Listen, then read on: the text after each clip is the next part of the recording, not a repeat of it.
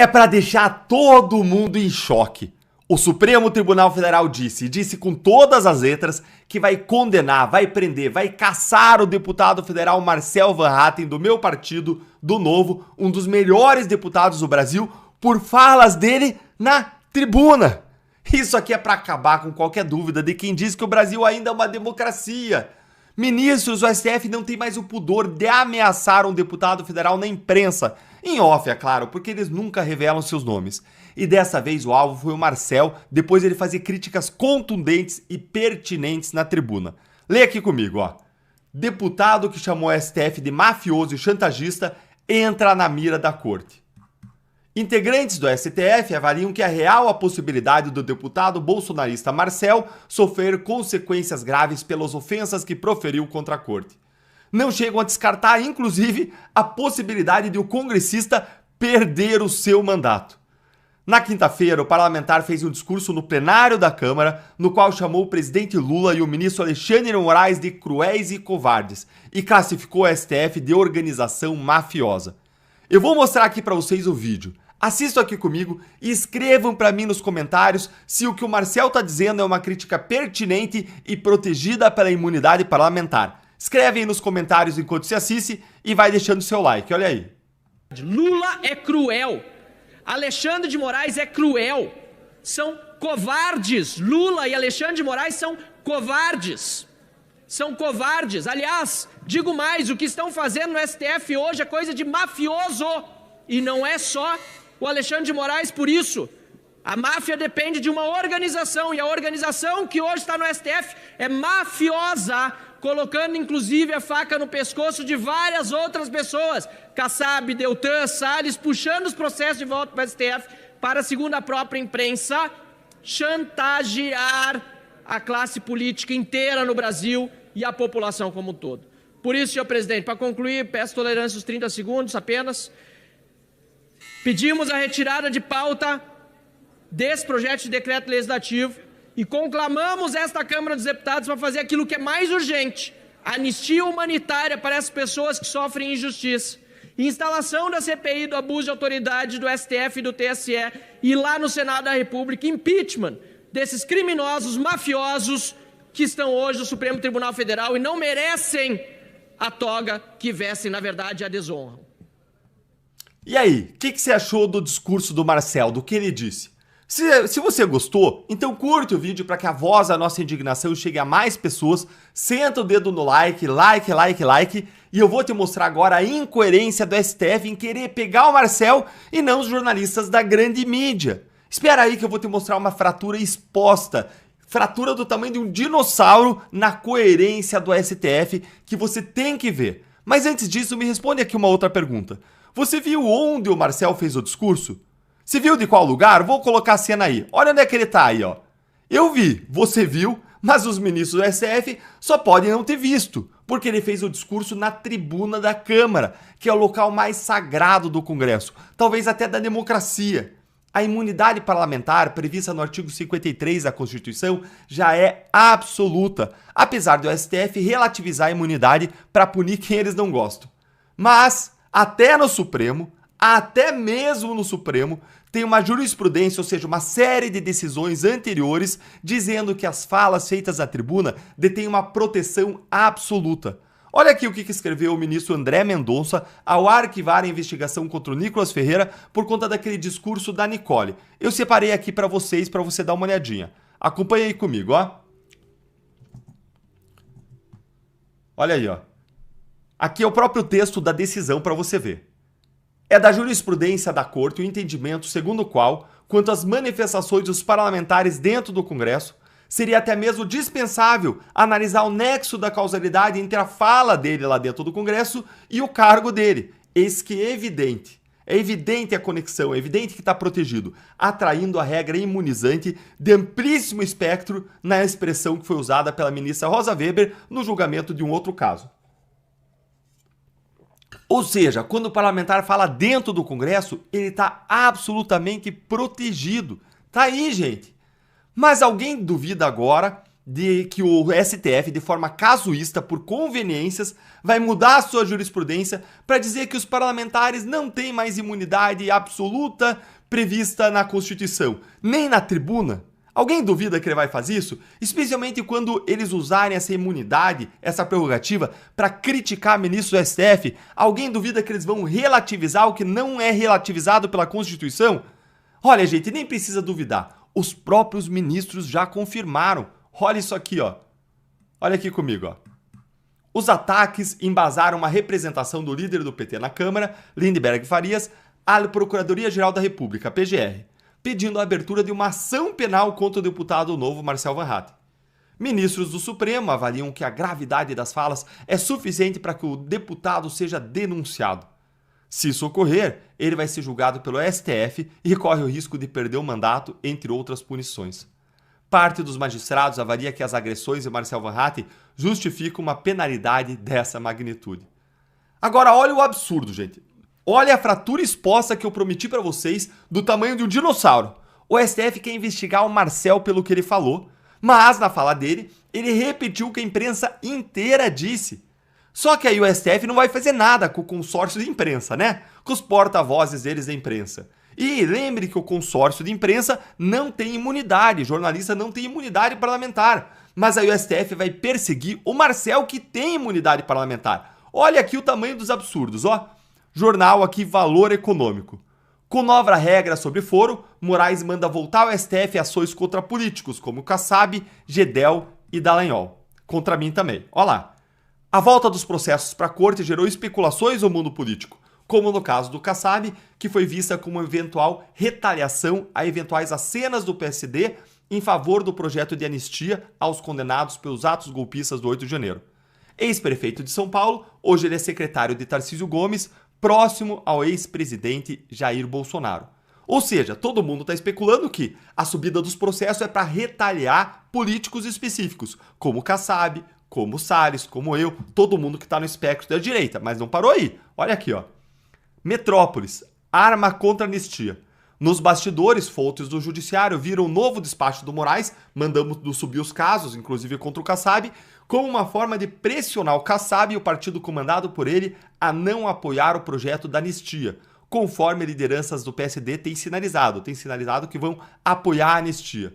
Mas não é só isso, vamos para o próximo. Olha o que a Natuza Neri falou aqui na Globo News, presta atenção. Tudo na política eu aprendi a analisar me perguntando quanto custa.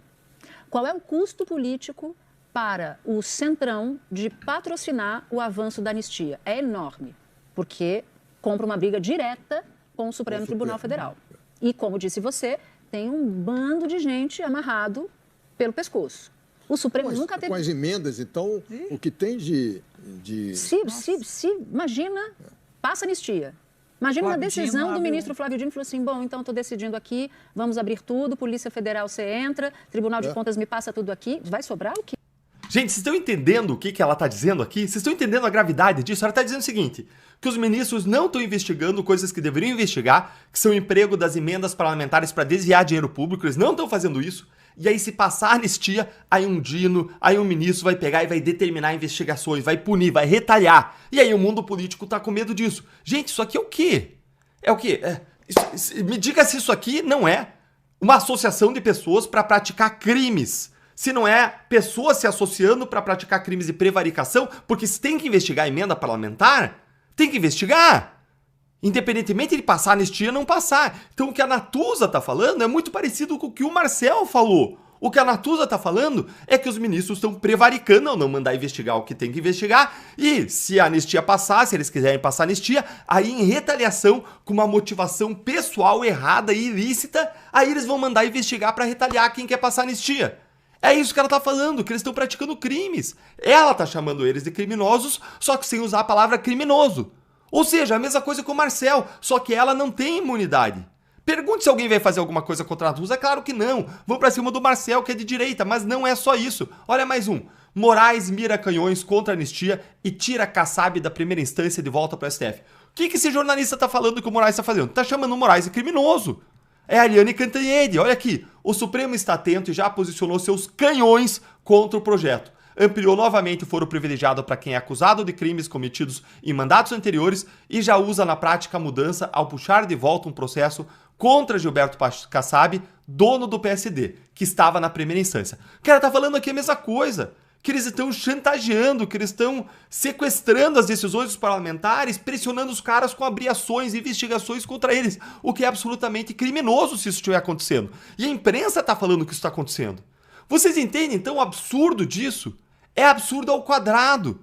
Porque eles querem prender e caçar o Marcel por conta de uma fala contundente na tribuna, quando toda a imprensa disse algo parecido, ainda que com outras palavras, atropelando a imunidade parlamentar do deputado que a imprensa não tem. E se separaram de quem que é a representação contra o Marcel lá na PGR? É sempre deles, né? PT, PSOL, né, gente? Sempre eles, servindo como linha auxiliar jurídica do STF. Eles levantam a bola para o STF cortar, peticionando para a PGR e às vezes até mesmo diante do próprio Supremo, nas ADPFs, dando ao tribunal a oportunidade de retalhar contra a direita, como está escrito aí na matéria. Só tem um jeito mesmo da gente mudar essa situação, e é por meio da própria democracia. A gente precisa eleger mais de 54 senadores em 2026 para nós termos uma maioria da direita no Senado suficiente para aprovar um processo de impeachment de Moraes. Essa é a única maneira do Brasil voltar para os eixos, de cada poder voltar para os seus quadrados, para os seus trilhos e cessar os abusos e as ilegalidades do STF, que a cada dia se supera na capacidade de decidir politicamente em vez de tecnicamente. E olha que coincidência, o Marcel Van Hatten é justamente um dos parlamentares mais cotados para concorrer a senador pelo estado do Rio Grande do Sul no ano que vem pelo Novo. E as chances do Marcel ganhar são altíssimas lá no Rio Grande do Sul. Eu vou apoiar ele, aliás, se ele decidir seguir por esse caminho. Marcel vai ser um dos melhores senadores do Brasil e vai trabalhar incansavelmente pelo impeachment. E talvez justamente por isso que eles estão virando os canhões contra ele e fazendo vista grossa para outras pessoas que disseram a mesma coisa. Agora, para que a gente possa trabalhar junto com o Marcel pelo impeachment, contra os abusos, para isso acontecer, você pode se juntar a mim, você pode se juntar ao Marcel e a todo o time do Partido Novo, do time do Novo, se filiando hoje. O Novo, gente, é o partido que mais entrou com ações na justiça contra os abusos morais. Aqui nós defendemos as suas liberdades e nós não abaixamos a cabeça para os donos do poder. Por isso que eu fui caçado. Por isso que o Marcel está sendo perseguido, porque a gente não desiste, a gente não baixa a cabeça diante dos abusos dos donos do poder, a gente não se curva aos arbítrios e ilegalidades. Ao se filiar ao Novo, você vai ter a oportunidade de fazer parte de uma organização que luta por justiça e pela defesa dos cidadãos de bem. Eu vou deixar o link na descrição e nos comentários e você também pode mirar aqui com o seu celular nesse QR Code para você se juntar a esse grande time de guerreiros e você também pode aí se filiar então aqui e se juntando a esse time de guerreiros, você pode estar lado a lado com a gente na trincheira, lutando com a gente também nessa dimensão. Não só nas posts, nas redes sociais, não só na imprensa, não só pela nossa voz, mas também em ações concretas, como as várias que o Novo tem adotado para defender as liberdades, para buscar a punição dos arbítrios, daqueles que praticam quer corrupção, quer abusos judiciais. Fica um grande abraço, que vocês possam ter um domingo abençoado, cheio da presença de Deus na vida de vocês, com boas conexões com a família, que vocês possam aproveitar de um modo muito produtivo esse tempo especial que Deus nos deu, de descanso e de crescimento, que é o domingo. Grande abraço. Donald Trump mandou fazer uma pesquisa política no Brasil de opinião pública e os resultados são, no mínimo, muito interessantes. Eu tenho certeza que muita gente vai ficar chocada. Mas vamos lá, vamos contextualizar o que está acontecendo. É de percepção comum hoje que mais cedo ou mais tarde o governo do Donald Trump, com Elon Musk, né, e todos os seus secretários, vão lançar algumas bombas contra os ditadores do Brasil e o governo Lula. É uma questão de tempo. Como nós sabemos, a primeira-dama xingou Elon Musk, o Lula xingou o Donald Trump de fascista, o Alexandre de Moraes ilegalmente puniu empresas americanas aqui no Brasil. Então, assim, é uma questão de tempo. Eles estão vendo, inclusive, cidadãos americanos estão sendo censurados em território americano por ordens do Alexandre de Moraes, o que é completamente absurdo. É uma questão de tempo. Então, antes de partir para a ação, o que o Donald Trump fez? Ele gosta de analisar o cenário para ver qual a melhor maneira de agir. Ele mandou fazer uma pesquisa, contratou um instituto de pesquisa de alta confiança dele e mandou fazer uma pesquisa no Brasil. Pessoas ligando e fazendo algumas perguntas. O resultado disso, eu vou te falar, é muito interessante. Então vamos ler aqui a matéria que saiu no Metrópolis, do Paulo Capelli. Saiba os dados da pesquisa interna feita no Brasil e analisada pela equipe do presidente dos Estados Unidos, Donald Trump, da Casa Branca. Vamos ler a matéria. O presidente dos Estados Unidos determinou ao pesquisador de sua confiança que atuou na última campanha eleitoral que fizesse um mapeamento sobre a situação política no Brasil. A pesquisa interna já circula na Casa Branca e tem foco na percepção dos brasileiros sobre diferentes assuntos e personalidades. Lula, Bolsonaro, Alexandre de Moraes, Elon Musk e Eduardo Bolsonaro. Vamos lá. Trump costuma se munir de pesquisas sobre diferentes assuntos antes de tomar decisões estratégicas. O levantamento encomendado aponta que Bolsonaro venceria Lula numa disputa presidencial por 43-40. Então, assim, tá quase saindo da margem de erro, mas a pesquisa aponta Bolsonaro na frente do Lula. E isso não é o melhor. O melhor é essa parte aqui, ó. Visto a alternativa ante a inelegibilidade do pai, Eduardo Bolsonaro também levaria melhor sobre o presidente, segundo a pesquisa, 41-40. O Eduardo Bolsonaro, de acordo com a pesquisa feita por Donald Trump, que não tem viés, é justamente uma pesquisa para analisar como agir, o Eduardo Bolsonaro ganharia do Lula. Agora vamos ver essa daqui que eu achei ótima.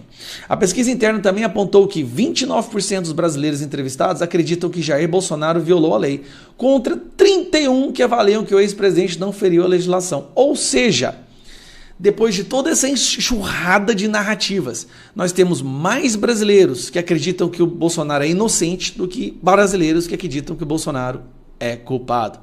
Muito diferente das pesquisas feitas por institutos brasileiros. Porque essa pesquisa aqui, ela quer pegar informações reais para passar para o Donald Trump. 22 não souberam dizer se Bolsonaro violou a lei, mas consideram uma eventual prisão do ex-mandatário seria exagerada. 22% acham que prender Bolsonaro seria exagerado. Então presta atenção. 31% avaliam que o ex-presidente não feriu, ou seja, 31% acham que é inocente, e 22% acham que prender ele é exagero. 53% da população não quer Bolsonaro preso, 18% não opinaram e apenas 29% acham que o Bolsonaro deveria ser preso. Olha, 29-53%. E aí, Trump e Moraes, Moraes e Musk.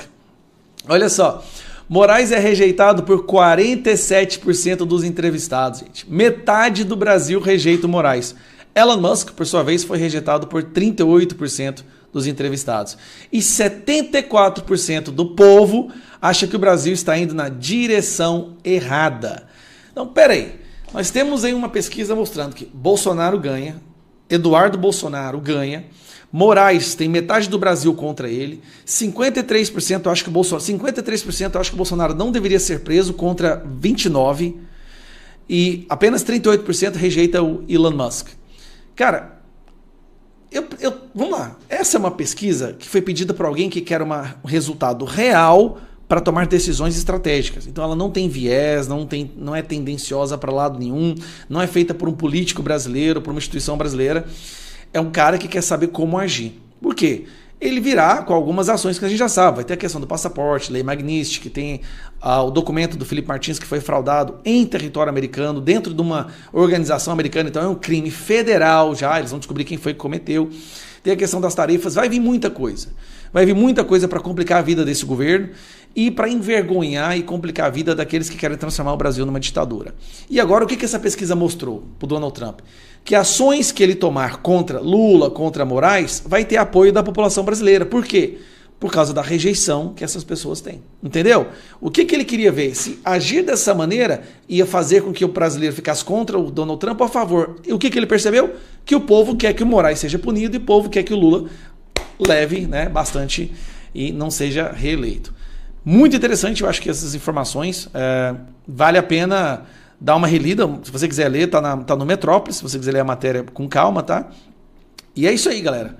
Muito interessante. Eu achei, assim, sensacional.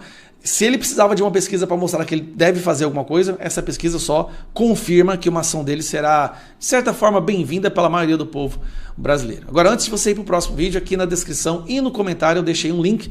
Clica no link e vai abrir um site para te mostrar um guia de como você faz para turbinar o seu Instagram. Turbinar mesmo, mais visualização, alcançar mais pessoas, mais seguidores, se tornar uma autoridade digital, melhorar as vendas, né, dos seus serviços, dos seus produtos, tudo que você precisa para alcançar mais pessoas. Eu usei na minha vida, me ajudou a chegar onde eu estou, agora eu estou passando passo a passo para você, tá na descrição ou no primeiro comentário. Um abraço.